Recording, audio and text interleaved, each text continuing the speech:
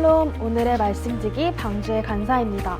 매일매일 말씀을 통해 하나님의 사랑과 놀라운 계획들을 발견해 나가는 풍성한 삶이 여러분과 함께하기를 소망합니다. 오늘 말씀은 하나님께서 이스라엘 자손에게 주신 땅, 가나안 땅을 정탐하게 하시는 내용입니다. 이스라엘 백성은 40일 동안 가나안 땅을 정탐한 후에 가데스 바네아에 이르게 됩니다. 이 가데스 바네아는 정탐꾼들이 파견을 받은 곳이자 정탐 후 보고를 한 곳입니다. 가데스에서의 보고는 모두 아시다시피 10명의 정탐꾼과 2명의 정탐꾼의 보고로 나뉩니다. 10명의 정탐꾼들의 보고는 객관적인 사실들로 가득 차 있습니다. 그들은 26절에서 29절과 31절에서 33절에서 두 차례 긴 보고를 합니다.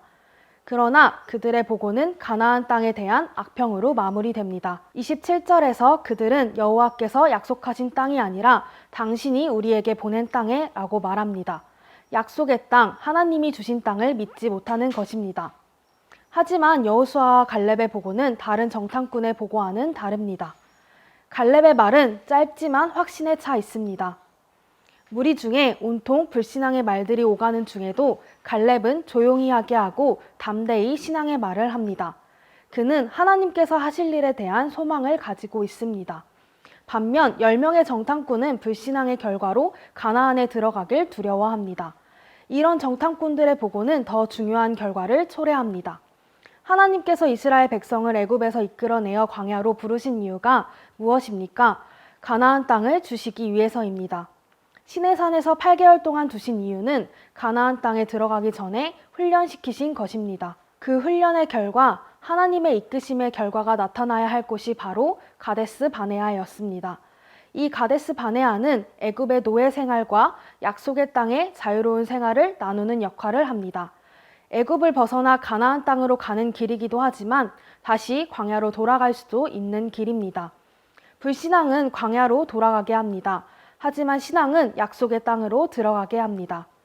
우리에게도 신앙의 여정에서 불신앙과 신앙이 교차하는 가데스와 같은 곳이 있습니다. 가데스에서 주의할 것은 불신앙입니다.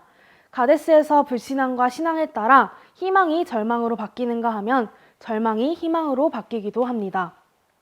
각자 지금 서 있는 곳에서 우리는 어떻게 행동합니까? 불신앙의 모습입니까? 신앙의 모습입니까? 특별히 코로나 상황을 바라보고 있는 우리의 모습도 돌아보면 좋겠습니다. 그냥 현재의 상황에 대해 악평하며 하나님께서 보여주시는 것을 외면하고 있지는 않습니까? 더불어 함께 기억했으면 하는 한 가지가 있습니다. 가나안 땅은 하나님께서 이미 이스라엘 백성에게 주신 땅이었습니다. 그렇다면 단순히 정복 가능성만 살피는 것이 아니라 하나님을 섬기는 공간으로 만들어갈 공간임을 염두에 두고 살펴야 할 것입니다. 오늘도 하나님은 우리에게 예비하신 땅으로 가라 하십니다. 그렇기에 하루하루를 그냥 살아가는 것이 아닌 이 땅의 참 주인이신 하나님이 내게 맡겨주신 곳이라 확신하며 나아가는 믿음이 필요합니다. 오늘 우리에게 주신 땅인 가정, 직장, 학교에서 우리의 모습은 어떠합니까?